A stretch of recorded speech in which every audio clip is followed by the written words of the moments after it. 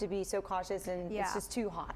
Yeah, I went and I updated the graphic from earlier to include the temperatures that we're going to experience tomorrow. So very, very hot. It doesn't take, like y'all said, that long to get very hot inside of a car. Anywhere from 10 to 30 to even an hour, 10 to 30 minutes to an hour. It gets very, very hot very, very quickly. So if we want to pull those up here, I can read them off. It takes about 30 minutes at 105 degrees, and it'll be almost 130 to 140 degrees in your car. At an hour of 105 degree heat, I don't have it on here, but it feels over 140 degrees. So that's very important to keep that in mind. 102 right now, so definitely don't be leaving anyone in the back seat right now. Very, very hot though. We do have dew points down in the 60s. That made our temperatures jump into the 100s this afternoon, but it also helps or feels like temperatures to not be so gosh darn hot. Feels like 107, so that is a welcome relief. Even though it's very hot, it could definitely be feeling hotter. Here's a look at winds around the coast,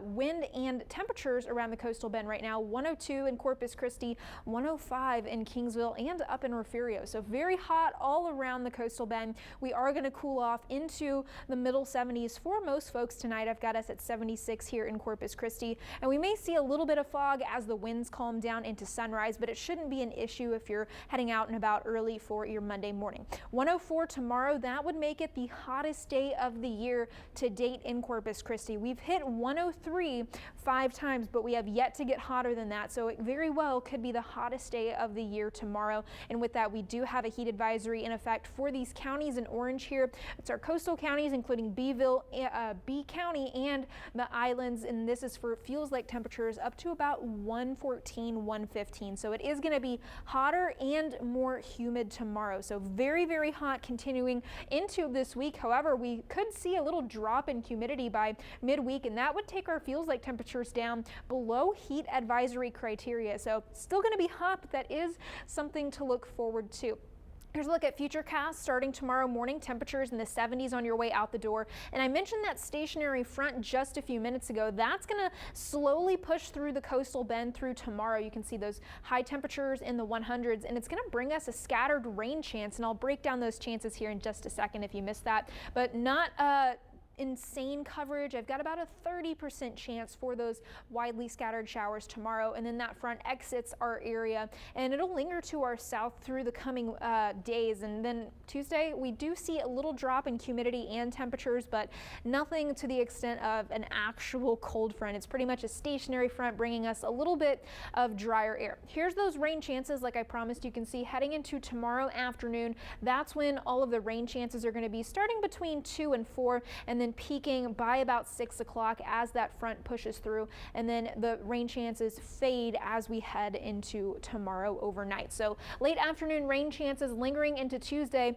Then we do have another small rain chance heading into late next week, though computer models aren't completely sold on it, so I did leave them on the lower side. Potentially an upper level low pressure could form over Texas. So here's a look at the tropics right now. We do have tropical storm Idalia, that's how you say this name, that formed off the coast of the Yucatan. That's expected to continue to move up into the Gulf of Mexico, and we'll get to that here in a second. That stationary front coming down and making us have the hottest day of the year so far with high pressure off to our west. Then we can see what is expected to become Hurricane Idalia move into the Florida Panhandle and Big Bend of Florida. Lots of hurricane watches, tropical storm warnings already out, expected to become a Category 2 potentially by landfall early on Wednesday morning. So that's where we're going to pick this back up here, and the stationary front, like I said, potentially going to help a low pressure form and bring us that isolated shower chance heading into later this week. So tomorrow again, hottest day of the year, heat advisory from noon until 7,